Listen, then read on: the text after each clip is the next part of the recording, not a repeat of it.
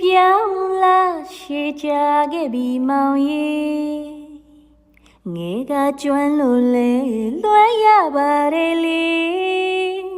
ဒါကြောင့်သာပဲမောင်နဲ့နှစ်ယောက်သားတွေ့ရအညာကတမလန်ကလေးတွေမောင်ရီပြေးကြည့်မိလေတော့တမတွေဆယ်ချင်းဖူး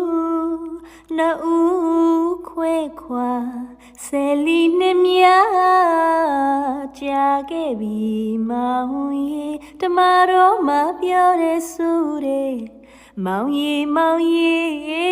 အညာမြေကိုမေးလို့လားအညာသူလေးကိုမေးလို့လားခွဲကြ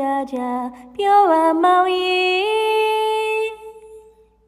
တမတော်မပြောတဲ့ဆိုတဲ့